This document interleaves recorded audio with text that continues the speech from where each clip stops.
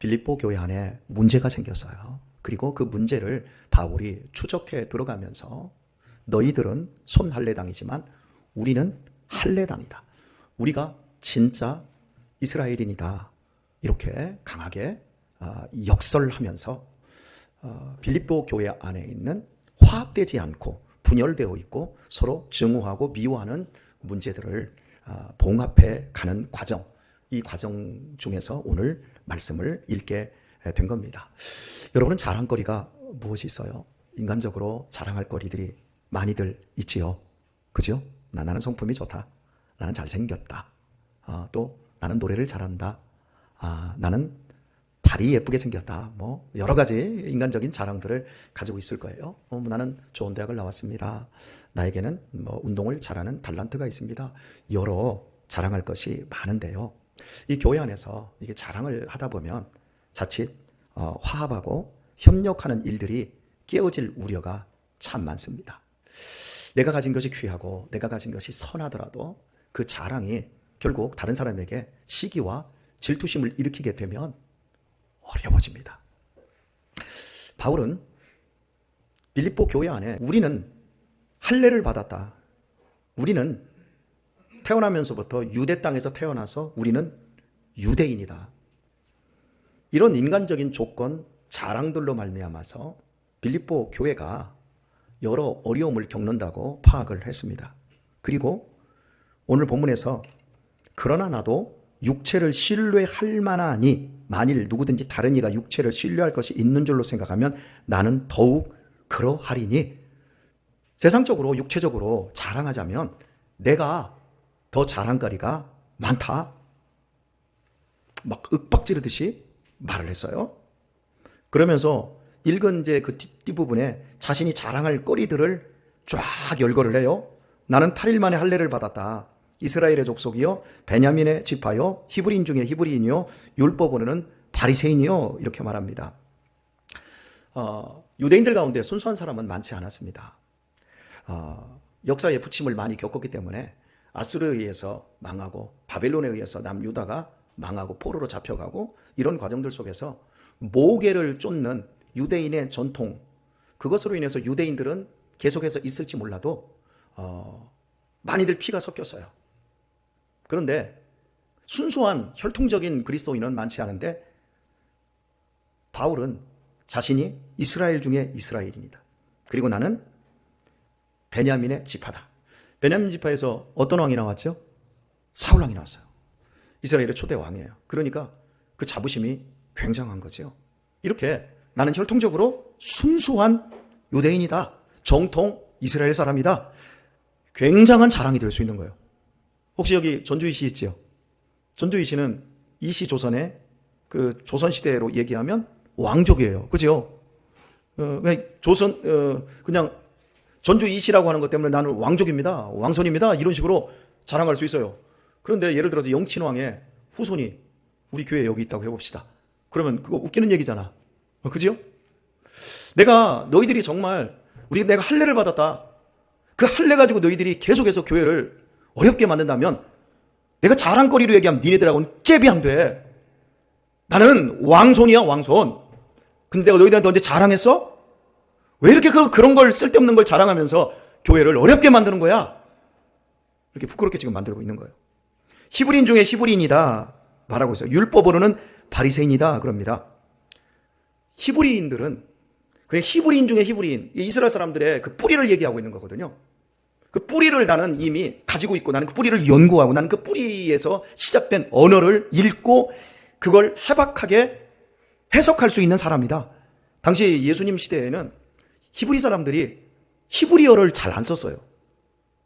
아람이라고 하는 시리아라고 하는 나라의 이게 문화권의 영향을 받아서 아람어를 쓰고 있었어요. 그래서 예수님 시대의 공통 언어는 이제 헬라어였었지만 그 이스라엘 경내에서 쓰고 있는 언어는 거의 아람어였어요. 하지만 공부를 좀 한 사람들, 바리새인들은 히브리 언어로 글자를 쓰고 성경을 읽고 해석할 수 있었어요.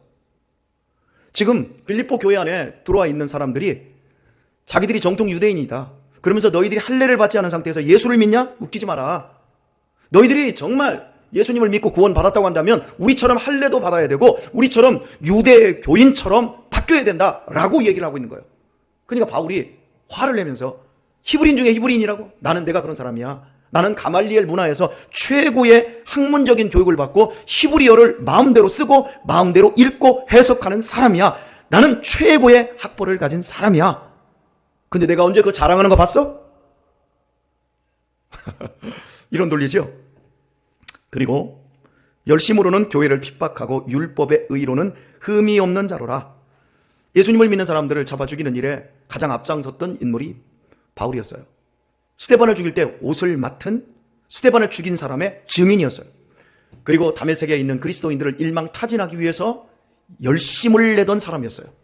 그랬던 내가 그 유대교에 심취했고 그 유대교에서 최선을 다하고 그 유대교에서 가장 촉망받던 내가 지금 예수님을 믿고 나서 너희들이 지금 자랑하는 유대교의 그 찌꺼기 같은 이야기들에 대해서 나는 거기에 핵심적인 사람이었는데 한마디라도 하더냐? 너네들 왜 이렇게 인간적인 것들, 인간적인 조건으로 자꾸 말을 해서 순수한 그리스도인들, 순수한 교회를 왜 그렇게 퇴색시키고 있는 거야? 그리고는 멋진 반전을 합니다. 그러나 무엇이든지 내게 유익하던 것을 내가 그리스도를 위하여 다 해로 여길 뿐더러. 지금까지 나한테 이 모든 것들은 유리했다. 혈통적으로나 학벌로나 내 명성으로나 내 열심으로 나는 유대교 안에서 최고의 엘리트였다. 그런데 내가 그리스도 예수님으로 말미암아 이 모든 것, 세상적으로는 유익할 수 있지만 내가 그걸 다 해로 여기지 않았느냐? 내가 학벌 가지고 내가 혈통 가지고 너희들에게 말했다면 너희들이 기죽어서 나와 함께 교회를 일굴 수 있었겠느냐? 이렇게 말하는 거예요. 여러분, 우리 교회에서 신앙생활하면서 제법 편하지요? 그죠? 제가 못나서 그래요. 제가 여러분들보다 학벌이 부족해서 그래요. 제가 여러분들보다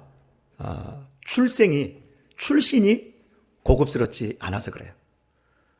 저는 제 청소년 시기를 완전히 망친 사람이에요. 제 청소년 시기에 인생의 저 밑바닥에서 온갖 나쁜 짓에 연루되어 힘든 삶을 살았던 사람이에요. 근데 여러분들은 어때요? 너무 모범적이었고 너무 착했고 신앙생활도 잘했고 아멘들을 안 넣는 거 보니까 이상하네. 그러다가 지금 이 교회에서 여러분들이 신앙생활을 저 같은 못난 목사와 하니까 여러분들이 편한 거예요. 만약에 제가 우리나라 서울대를 나오고 대학원은 하버드대를 나왔어요. 그리고 제가 여기서 설교만 하면 영어를 써. 라틴어를 계속 써. 그러면서 여러분들을 찍어 누르면서 여러분들의 학벌에 대해서 하찮게 생각하고 여러분들의 인격에 대해서 제가 무시하고 이런 식으로 한다면 여러분들 여기 버티겠어요? 못 버티지요. 여러분 옆 사람하고 인사하십시다. 아, 우리 목사님이 못나서 우리가 저렇게 행복하게 신앙생활 하는구나. 한번 합시다. 제가 잘 보고 있을게. 여러분, 그래요. 우리 가운데도 너무 잘난 사람이 있다고 해봅시다. 그리고 그 잘남이 그 사람의 겸손함으로 가지 않고 오히려 교회에서 내가 이런 잘난 사람인데, 내가 이렇게 훌륭한 사람인데, 내가 사회 나가면 내 뒤에 줄 서는 사람이 얼마나 많고, 내가 나타나기만 하면 내 앞에서 굽신굽신하는 사람이 얼마나 많은데 내가 이런 사람이야. 그리고 이 교회에서도 내가 그런 대접을 받아야 돼. 어떻게 나한테 수저젓가락을 놓으라고 하는 거야? 어떻게 나한테 교회에서 빗자루를 잡으라고 할 수 있는 거야? 이런 식으로 하면 교회가 하나가 될 수 있을까요? 못할까요? 못해요. 화합하기가 엄청 어려운 거죠. 바울 사도가 지금 그 얘기하고 있는 거예요. 내가 이런 사람이었는데, 내가 지금까지 어떻게 목회를 했더냐, 내가 어떻게 전도를 했더냐, 내가 어떻게 너희들에게 복음을 전했더냐, 내가 잘난 것을 인간적인 부분에서 말한 적이 있더냐. 그런데 그 어줍지 않은 그 하찮은, 나와 비교해서 말도 안 되는 그런 연약한 걸 가지고 왜 그렇게 교회를 괴롭히고 왜 그렇게 교회를 어렵게 만드느냐. 나는 그리스도 때문에 이 모든 것들을 다 해로 여겼다. 우리 생각해야 되는 거예요. 내가 가진 게 나도 모르게 툭툭하고 튀어나올 수 있어요. 오늘 반지 자랑하고 싶어요. 반지 낀 걸 자랑하고 싶어요. 그러면 나 오늘 이 반지 멋있지요? 예쁘죠? 이렇게 자랑할 수 있어요. 근데 이렇게 자랑하네. 어떤 사람이 이래죠. 어머. 그죠? 오늘 시계 내가 좋은 걸 차고 왔어요. 시계 딱 좋은 걸 차는 롤렉스를 샀다고 합시다. 2천만 원짜리. 그럼 어떻게 하고 싶겠어요? 자랑하고 싶어요. 그럼 어떻게 하죠? 이러고 오늘 같은 추운 날 팔을 걷고 다니는 거고. 여러분, 사람은 자기가 가지고 있는 걸 끊임없이 자랑하고 싶어요. 인간적인 거 끊임없이 자랑하고 싶어. 나 이런 사람이야. 죄인이지 뭐요. 예수님 앞에 섰을 때, 예수님의 십자가 앞에 섰을 때 그 십자가가 우리의 민낯을 낱낱이 밝히잖아요. 너는 죽을 죄인이야. 너는 인간 쓰레기야. 네 속에 음란한 거 봐. 네 속에 한심한 거 봐. 예수 그리스도의 십자가가 없으면 우리는 우리 자신을 모르며 그분 안에서 우리가 어떻게 새 생명을 얻었고 그것이 얼마나 위대하고 얼마나 큰 자랑거리인지 세상의 그 어떤 것과 비교해도 비교할 수 없는 자랑거리인 걸 우리 자신이 몰라요. 그래서 사람은 십자가 앞에 서야 돼. 그래서 8절에서 또한 모든 것을 해로 여김은 내 주 그리스도 예수를 아는 지식이 가장 고상함을 인함이라. 가장 높다라는 거예요.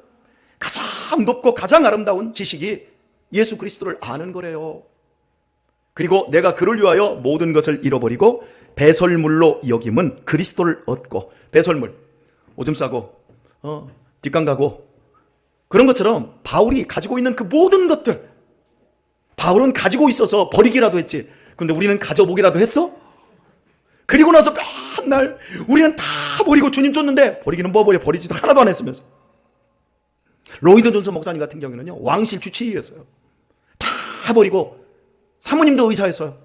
샌즈필드로 들어가서 그 시골 마을, 어촌 마을에 들어가서 그 성도 몇 명 안 되는 곳에 가서 복음을 전하는 그 삶을 할 때 다 버리고 갔어요. 내 동기 목사님들 가운데 다 버린 분들이 많아요. 교수 자리 버리고요, 공무원 자리 버리고요, 정말 버리고 저 시골, 저 섬으로 들어가서 선교사로 나가서 복음을 전하는 우리 동기 목사님들을 보면 난 그분들 앞에 서면 그분들이 버렸다는 게 뭔 줄을 알게 되어요. 그분들은 정말 배설물처럼 버려버렸어요. 그리고 예수 그리스도를 얻는 그 일에 평생의 삶을 바치고 있어요. 근데 저는 가만히 생각해보면 안 버렸어. 왜요? 버릴 게 없었거든. 그래서 주님 나 같은 거 불러주셔서 그냥 감사해요. 따라서 하세요. 하나님 불러주셔서 감사해요. 안 버렸잖아. 그지요? 버릴 게 없었어요? 예, 없는 게 복이요, 복. 있었으면 안 버려. 그거 뻥튀기 했지? 그래서 지금 어디가 있을까? 안 좋은 데가 있을까요? 오늘 우리가 이 자리에 있을 수 있는 것 하나님의 은혜입니다. 우리가 버릴 수 없는, 버리지도 못하면서 내가 주님 안에 돌아가지고 내 자랑할 게 아무것도 없는 사람, 그것이 사실은 복이에요. 버릴 게 하나도 없어. 그러면 이제 채워질 것밖에 없어요. 그래서 바울은 내가 그리스도를 얻고 그리스도 안에서 나타나는 것, 그것이 자신의 전 인생의 목표였어요. 오늘 말씀해 줄게요.